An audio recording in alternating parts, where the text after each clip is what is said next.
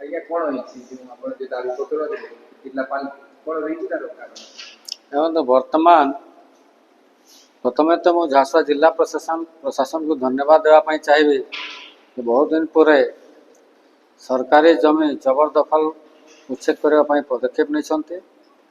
ଆପଣ ଦେଖନ୍ତୁ ସାରା ଝାରସୁଗୁଡ଼ା ସହରରେ ରାସ୍ତା ନାଲି ସବୁ ଏନକ୍ରୋଚମେଣ୍ଟ କରି ଦୋକାନୀମାନେ ତାଙ୍କର ବ୍ୟବସାୟ ଚଳାଇଛନ୍ତି, ଯାହାଫଳରେ ସାଧାରଣ ଲୋକମାନଙ୍କୁ ଯିବା ଆସିବାର ଅସୁବିଧା ହେଉଛି, ବିଭିନ୍ନ ସମୟରେ ଦୁର୍ଘଟଣା ମାନ ମଧ୍ୟ ଘଟୁଛି। ତ ସେଇ ବାବଦରେ ବର୍ତ୍ତମାନ ସରବହାରରେ ପାୱାର ହାଉସ୍ ଯିବା ରାସ୍ତାରେ ପୂର୍ବତନ ବିଧାୟକ ଶ୍ରୀ ନବକିଶୋର ଦାସଙ୍କ ଘର ପାଖରେ ଗୋଟିଏ ସରକାରୀ ଜମି ଯାହାକି 52 ଡେସିମିଲ୍ ଜମି ଅଛି, ତାକୁ କୌଣସି ପ୍ରଭାବଶାଳୀ ବ୍ୟକ୍ତି ଜବରଦଖଲ କରି ରଖିଛନ୍ତି। ତ ସେଟା ଗୋଟେ ବହୁତ ମୂଲ୍ୟବାନ ସମ୍ପତ୍ତି, 52 ଡେସିମିଲ୍ ସରବହାଲ ଏରିଆରେ କଲେ କୋଟି କୋଟି ଟଙ୍କାର ସମ୍ପତ୍ତି ଅଟେ, କିନ୍ତୁ ସେଟା ଜବରଦଖଲ କରି ରଖିଛନ୍ତି। ତେଣୁକରି ଗତକାଲି ମୁଁ ଝାରସୁଗୁଡ଼ା ଜିଲ୍ଲାପାଳଙ୍କୁ ଗୋଟେ ଦାବିପତ୍ର ଦେଇଛୁ ଯେ ଯଥାଶୀଘ୍ର ତାକୁ ଉଚ୍ଛେଦ କରାଯାଉ, ଯାହାଦ୍ୱାରା ସାଧାରଣ ଜନତା ସେଥିରେ ଉପକୃତ ହେବେ। ସେ ଜମିଟା କେମିତି ସାଧାରଣ ଲୋକମାନଙ୍କ ପାଇଁ ବ୍ୟବହାର ହୋଇପାରିବ।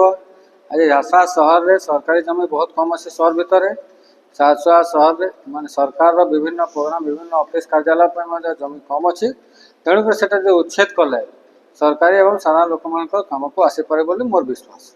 ଯଦି କହିବା ଏବେ ବଡ଼ ଭଳିଆ ପାହାଚ ରହିଛି ଏବଂ ଜମି ଲାଗୁଛି ପ୍ରଶାସନ ତାକୁ ଦୃଷ୍ଟି ଦେବ ଆଉ ସେ ଜମିକୁ ଲୋକଙ୍କ ସେବାରେ ରଖିବ। आशा करूँ निश्चय हेब, जेहेतु वर्तमान जो सरकार नवा सरकार आसी से सरकार मध्य से डिक्लेयर करछन्ती जे सरकारी जमी जो मैंने जबरदखल कर रखिले उच्छेद करने से निजे सरकार डिक्लेयर कर, तेणुकर आम विश्वास अच्छे जे निश्चित भाव यह माने प्रशासन पदक्षेप नेब।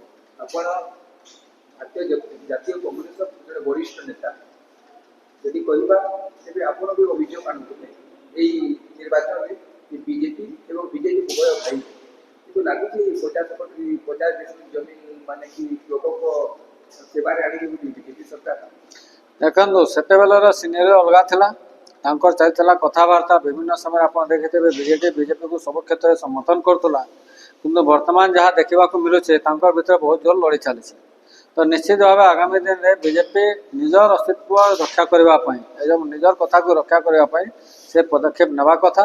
सरकारी जमी जो मैंने जबरदखल से उच्छेद करने कथा निजे कहते।